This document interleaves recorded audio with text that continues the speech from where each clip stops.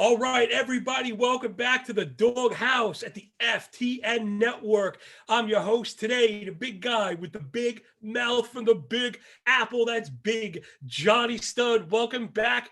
Wow, this is super exciting, and I think it meets the material, let's say. We're here to talk about UnderdogFantasy.com. It's a new best ball format that's out. I personally really love it. Anybody that follows my work knows I play quite a bit of fantasy baseball, and it's generally centered around the off-season leagues. I have my own business. I'm a professional handicapper. I have two wonderful young kids, and all that stuff needs a lot of attention. Fantasy baseball in season can really be a tremendous workload and a bane if you don't have that time. Wanting to play at the level that I want to play at, it basically becomes impossible because it's other people's priority and it's not mine. So here comes UnderdogFantasy.com to kind of save the day and allow me and us really to use the research, the work that we're already doing and put it towards something else. And this is something I mentioned with Chris the first one. I don't want to rehash too much of the introduction, but in case you are new, you can go and check out the first episode. I had the incomparable Chris Meany with me, and I tried to stay out of his way as he did the thing he does, which is an awesome job all the time. So to where Underdog really excels for me is the speed and the accessibility of that game, right? You're able to get it quick. You can get in the lead quick. It's cheap. There's a best ball product that has an overall that's $5,000, and you get a shot at that for only $5, which is pretty great. I'm not one to wallet shame people, but if you want to make some money, $5 feels like a pretty fair price point. So I think you got to hop on Underdog Fantasy, especially after we're done here, and you listen to the first episode or two about how we spoke about gaining an edge in this game, which should really be the first thing that you think about. Yeah, Underdog is fun, and fantasy baseball and gambling in general is fun, but I don't do it for fun. I hate to be cold like this, but I can't put fun on the table every day. I use these risk ventures, whether it be betting or fantasy, best balls, and trading to feed my family. This is how we survive.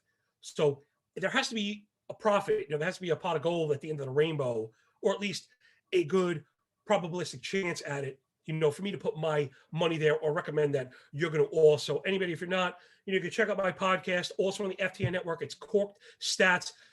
And again, it's more than just baseball. We talk a lot of money and it's a lot of investment stuff. I want to help you kind of get financially independent, and $5,000 will probably help you do just that. Let's get into the other side. We spoke about hitters, and in particular, hitters that were not on my cheat sheet. So if you're wondering what that is, go on FTN Fantasy right now. There's a tab for Underdog under MLB, and I put in a lot of work when this first came out. The ladies and gentlemen at FTN are extremely generous and said, Johnny, get to work on this. How could you find an edge for our subs, for our readers, for the people, at Fade the Noise? So they pulled me off of baseball writing for a little bit. I started burning the candle at both ends, and I really started crushing these stats. And it's custom. I hate tooting my own horn, but there really was a lot of work that went into it. Again, the scoring for Underdog is custom. They use things like quality starts and then custom scoring for hitting. So this isn't something you could find on Fangraphs or Savant. So long story short, I went back to 2019 to make sure, to skip over that 2020 short sample argument. I really wasn't trying to hear that. So I went all the way back to 2019, scraped all the data and formatted it according to the Underdog custom scoring.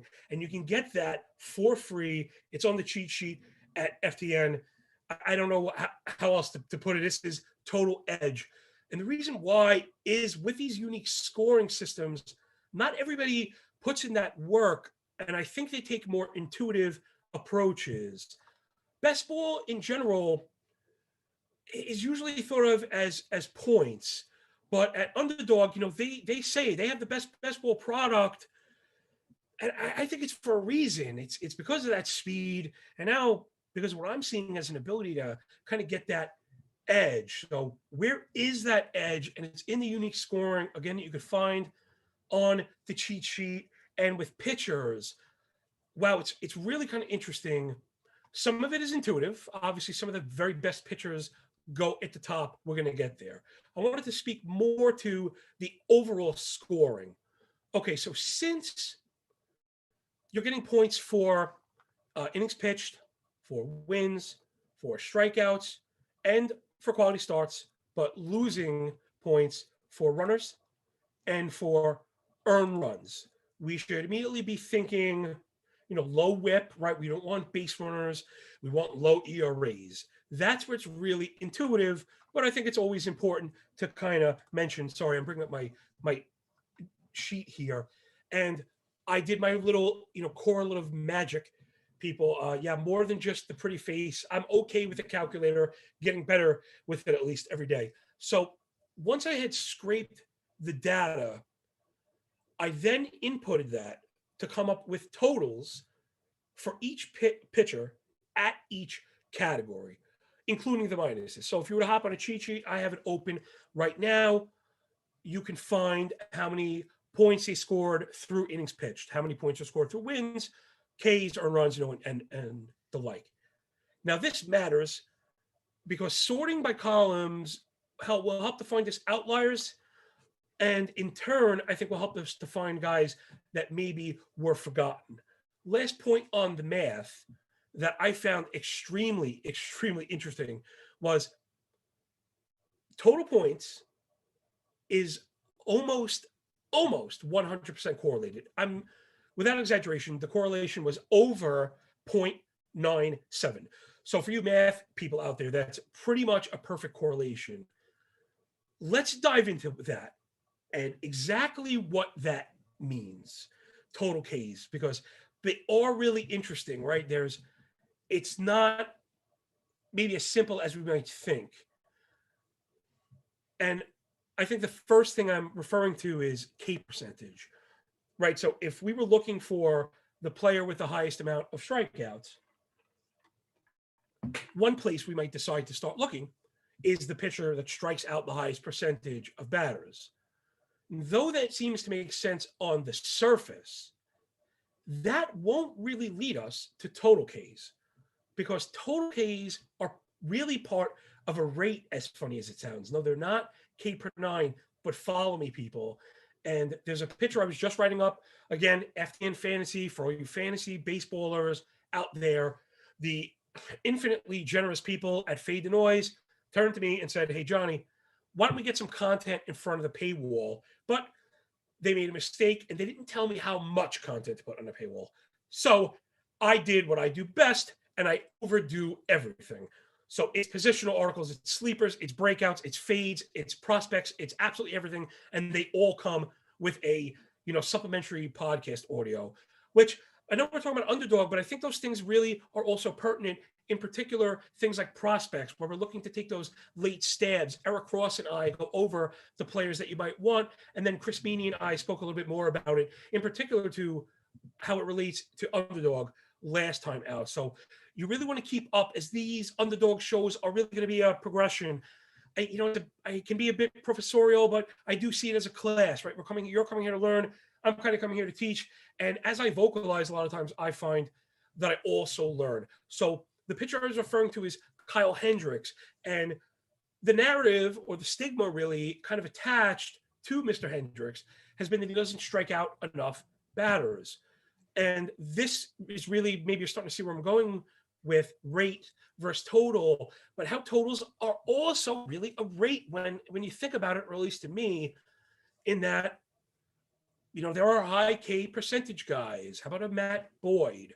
Matt Boyd, his K percentage is probably close to double, Kyle Hendricks. However, the other struggles he has, and the runs he surrenders and the walks he gives up, disallows him from going long enough to hit the high total numbers. So now you see where I'm going, where K percentage can be fool's gold to chase, where somebody like Hendricks is going to get his strikeouts by expanding the denominator. And when we talk about K per nine, the denominator is innings. So by expanding his innings, Hendricks is going to reach those totals. Again, I've done quite a bit of work on quality starts. It goes back to The Athletic. I did a little bit more here at Fade the Noise. I did a presentation at PitchCon about Lose the Win. Like I said, guys, I'm a fount. You want to make money in baseball, you just hitch on to me, because I'm not stopping. So, all right, back back to Hendricks and how his ability to have distance, not only on a macro level from a season point of view, but also on a micro level per innings per start. Hendricks is near the top of the board. Since 2018, he's averaged more than 6 innings per start, something that's more and more rare these days. That's an average. If this is a quality start league where a disproportionate amount of points are awarded for quality starts, he sounds like a guy we'd want. However, his ADP is quite low and people are passing on him because they're chasing the strikeout. So like I mentioned a little bit today and then a little bit before, always kind of building off these lessons and allowing people to make mistakes in these new and unique games, right, people? So don't be intimidated by Underdog. They're running all these daily drafts, and it's not just baseball, it's basketball and hockey too. And there's even this battle royal tournament that's going on that's really cool. It's giving everybody a chance to win these huge kind of prize pools. So there's just so much going on. But, for myself, I like to be laser focused, at least when there's a subject at hand, such as there is now. So guys like Hendricks,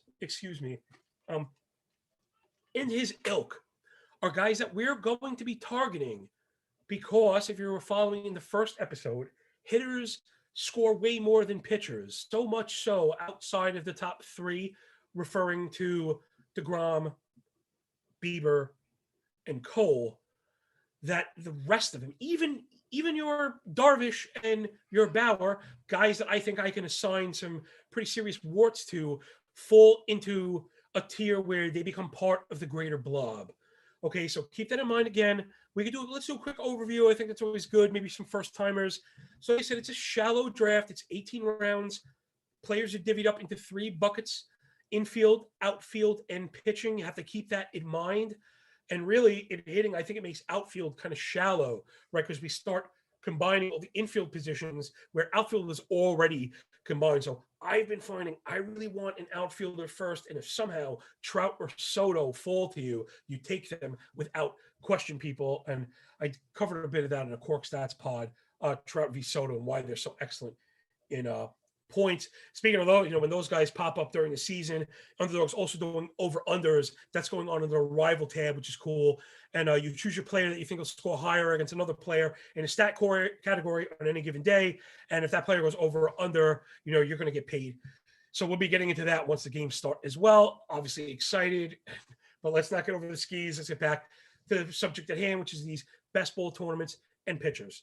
So, man, it's funny. I was going to say pitchers are going early, but with the inception of all these new formats, maybe I shouldn't have said that. So let's start again and say, before we decide where pitching should go, it needs to be determined how they play in the format, right? So let's stress format dependence. I know in my home league, which is fantasy points head to head, pitchers go first and like 10 of them go in the first round because the scoring is disproportionate in that direction. Flip to this game and it's just the opposite.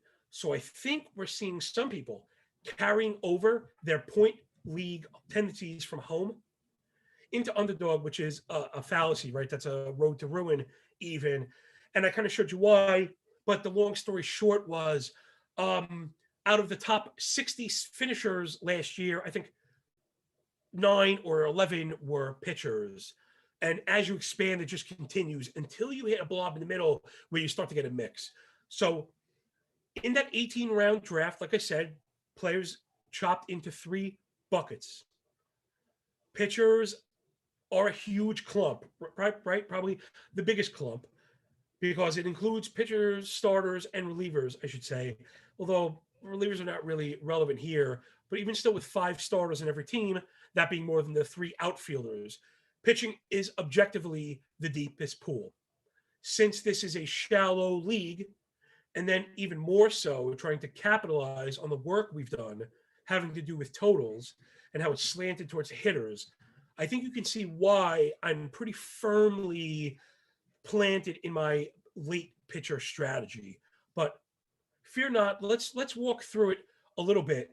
And I think I could add some context and maybe put some people at ease here.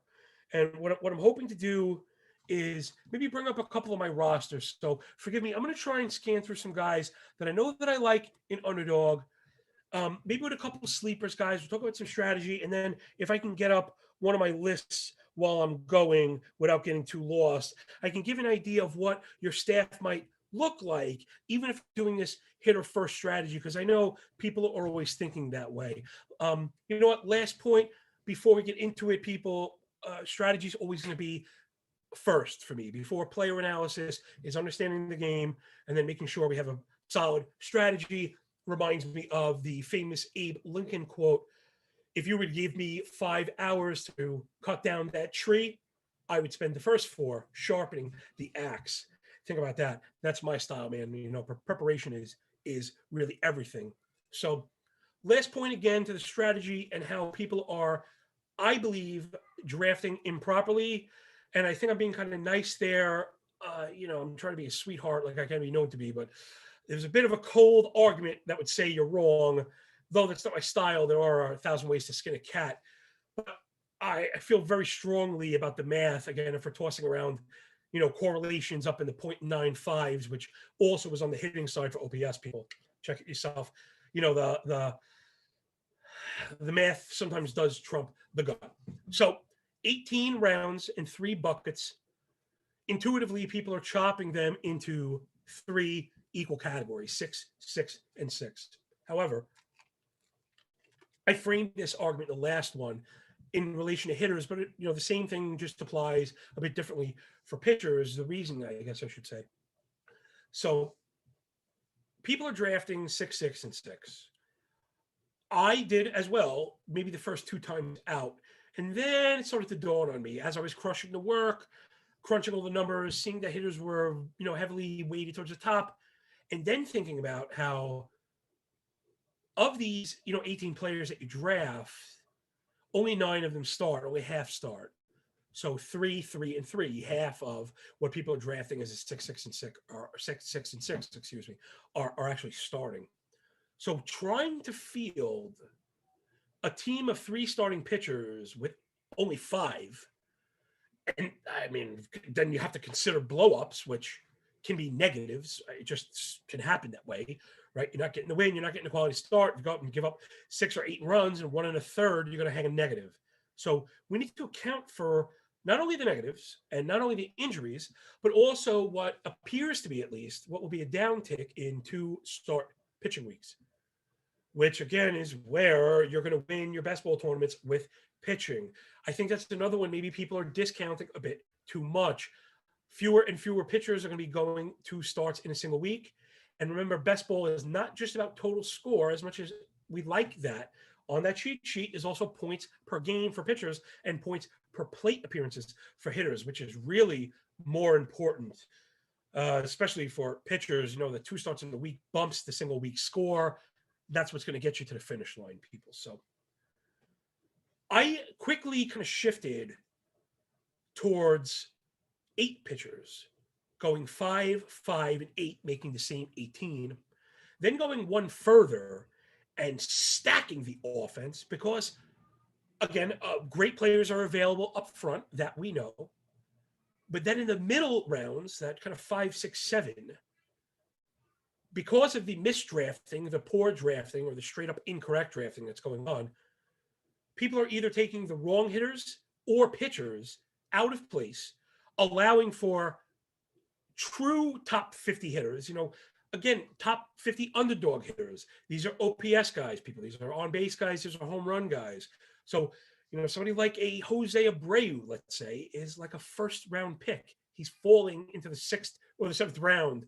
People have that made that adjustment. Any league, again, where Trout or Soto are not going 1 or 2 is wrong, pretty much objectively wrong, at least from a predictive standpoint, with the way the advanced stats shake out and the argument that we can make for these people. So again, drafting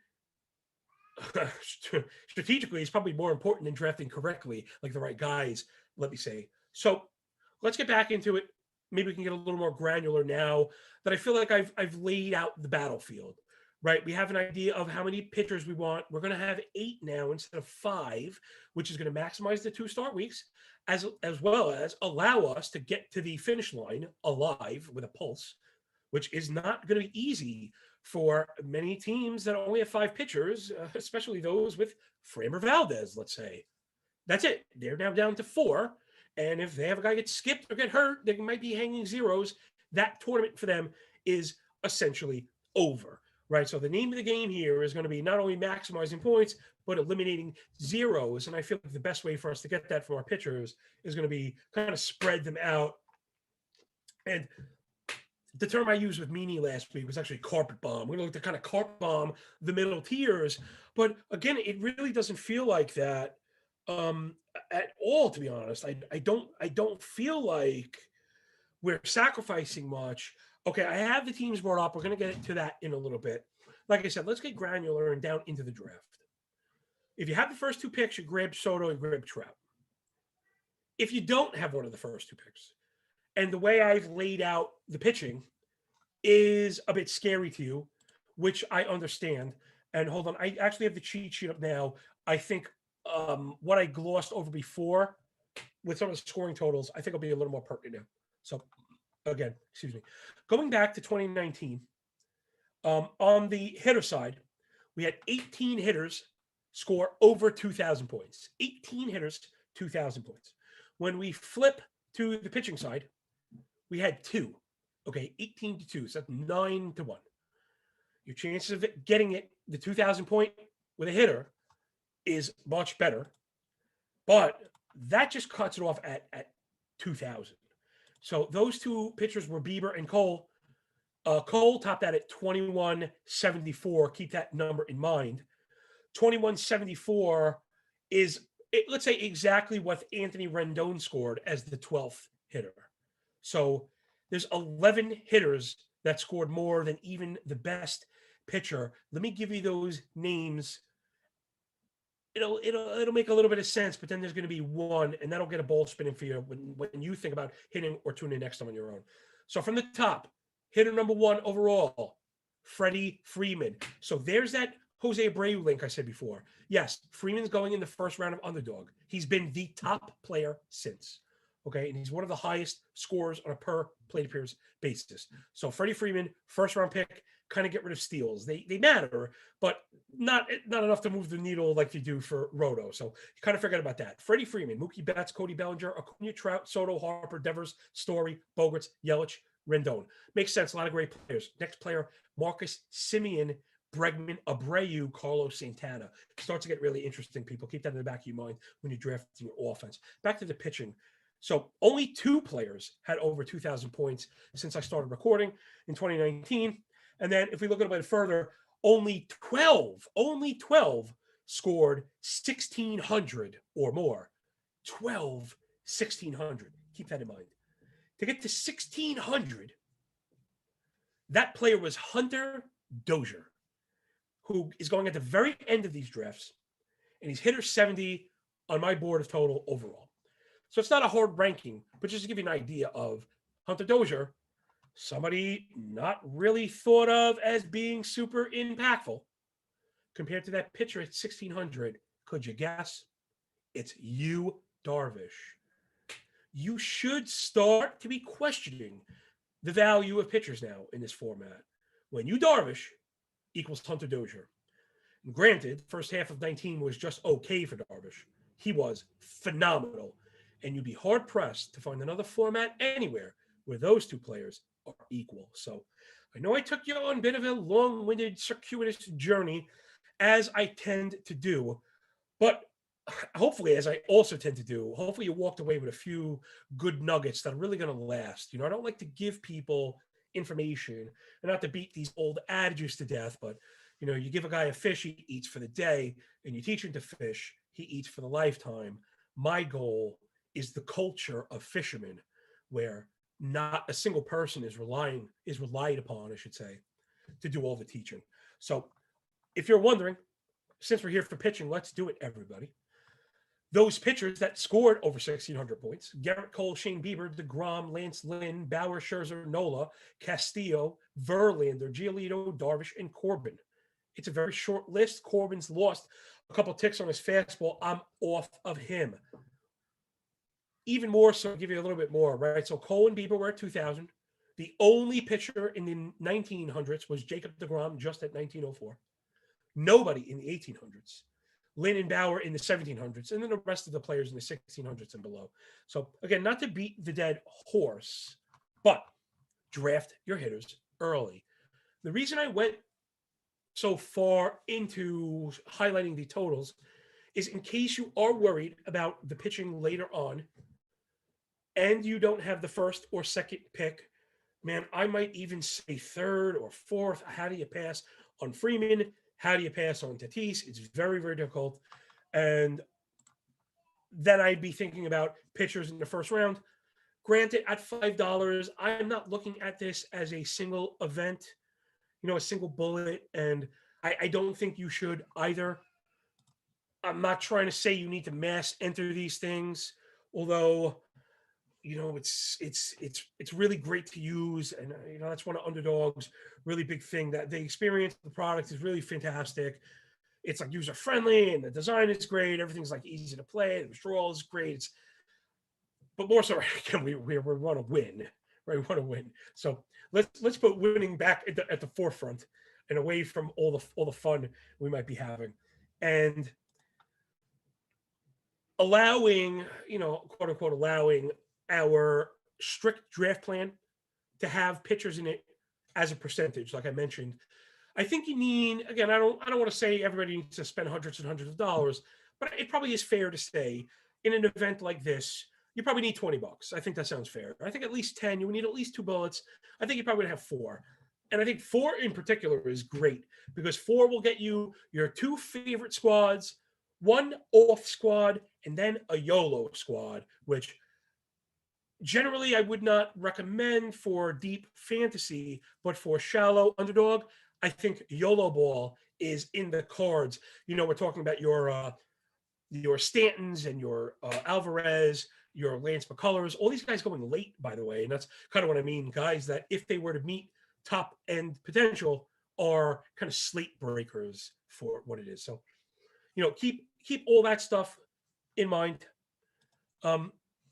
Again, I just have those couple pitchers separated. I'm not going back to the pitching well until my hitting is solidified, short of maybe a couple of people. So again, let me spin a quick bowl. People, again, referring to Eric Bren from the Gong Show. He used to spin bowls on sticks. This is my analogy for critical thought. You could spin as many bowls as you want, providing you make it back to the bowl before it falls off the stick. So as long as we keep those ideas relevant, we can keep building on these complex thoughts. So that's one of the claims of fame for me, people. I know I could sound a bit scattered, but I assure you there is a method to the madness. So the small bowl is using the great platform that they provide you to your advantage. It's a new site. So when you see the player list, it's by ADP, which is constantly updating, which I love. It also has a projected total for this season. Now, Underdog is not shy about the fact that hitters outperform pitchers. You see it clear as day in the projections.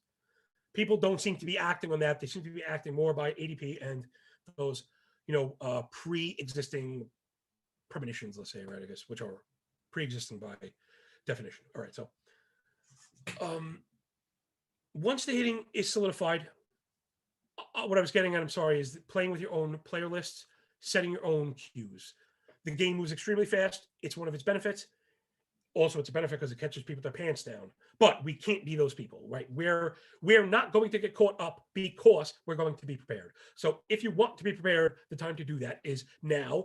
You could do that before you draft, which is another phenomenal little kind of aspect of the app. You set your roster, your player queue, and it transfers over into the live draft. So immediately get on the player list and drop Framber Valdez to the very bottom.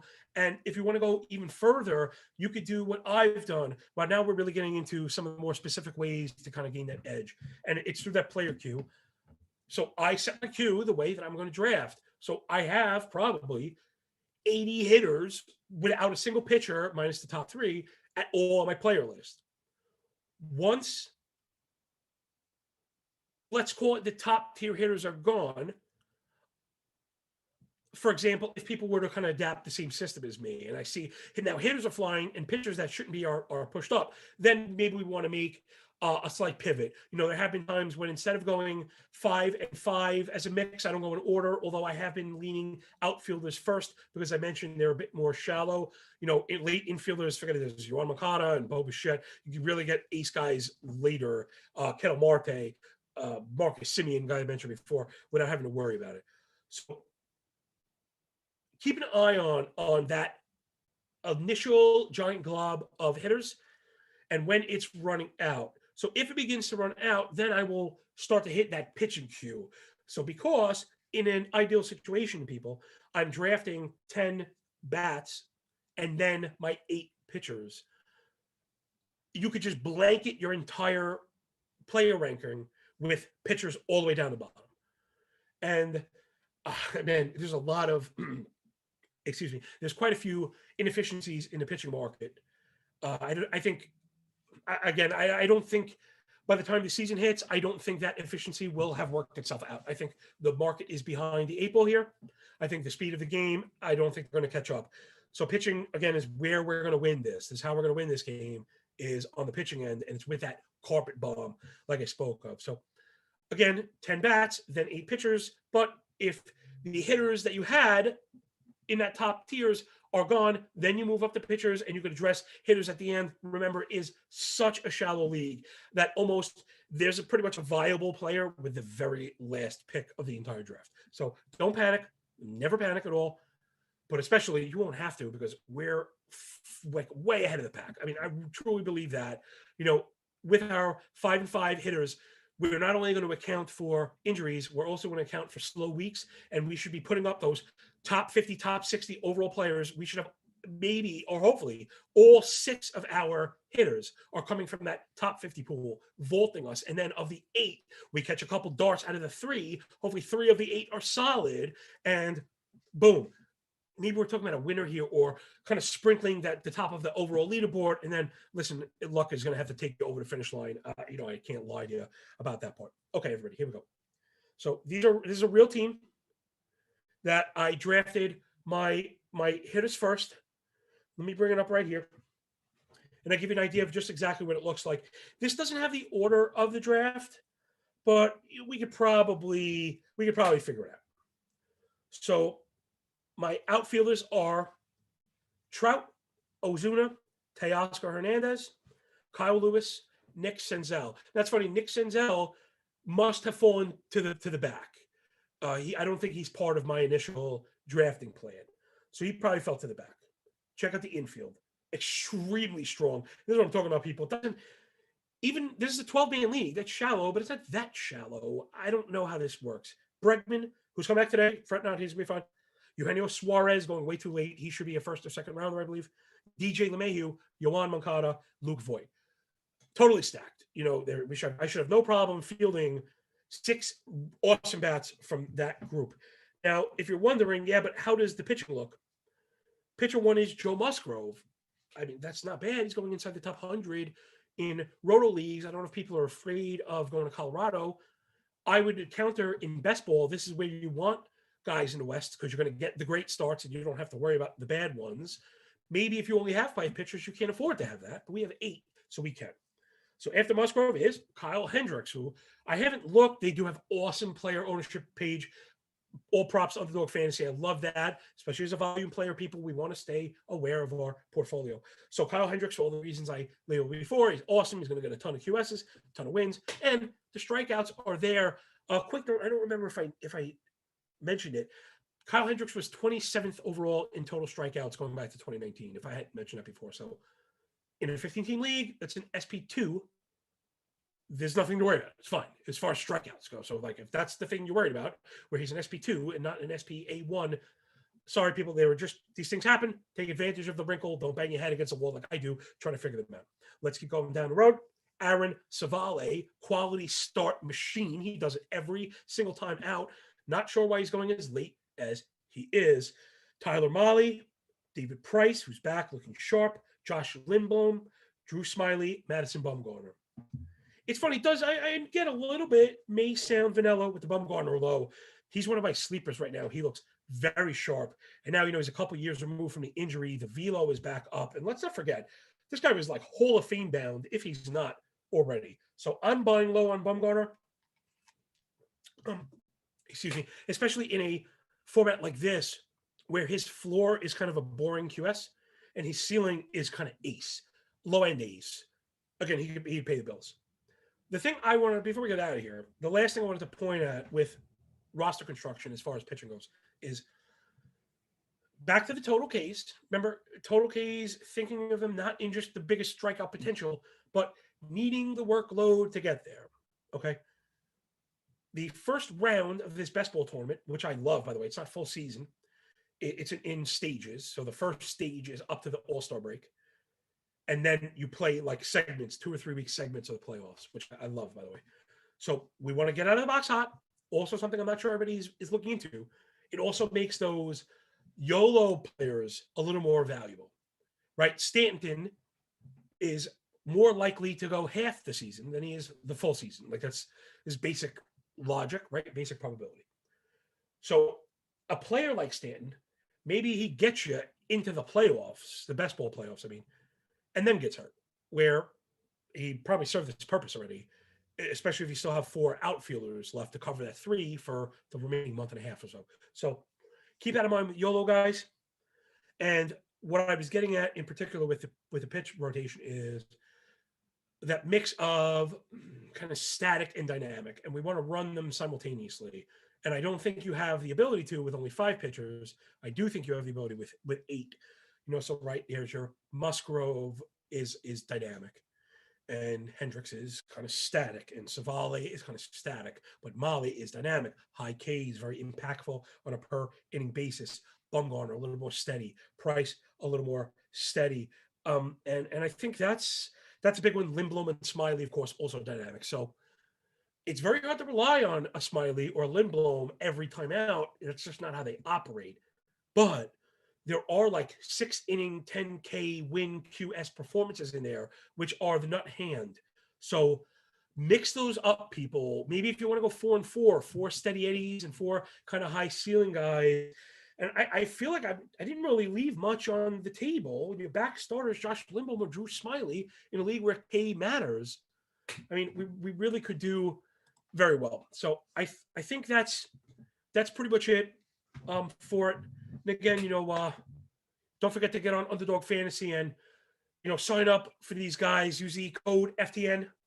All right. Remember, it's no trades, no setting your lineup. The most fun of the season is drafting, right? And that's what this is all about, really. And then winning the money, which is probably the only part more fun than drafting. Maybe depending who you ask. I do love to draft. So, there's concurrent tournaments going around on right now, I should say, 25K and 50K, $5 and $25 entries, which are awesome. Right now, I'm playing the $5, but if you can't tell, I have the confidence going, and I think I'm getting ready to step into the higher pay scale, and hopefully you see Big Johnny's name at the top of the leaderboard, along with a whole bunch of FTN avatars. You know what I mean? So I think that'll do it for us here today. Everybody, thank you for tuning into the Doghouse with me, your host, Big Johnny Stud. You can follow me anytime at MLB Moving Averages on the Twitter machine. And please, people, hop on FTNFantasy.com. The MLB 2021 draft kit is free. And my mama used to say, if it's free, it's for me. So I can't do any better on the price, and I can't do any better on the hard work. Please give it a shot. Let me know. Even if you don't like it, get on the machine on Twitter, the little blue bird, and holler at your boy. So everybody, thank you so much for tuning in, and we'll see you next time.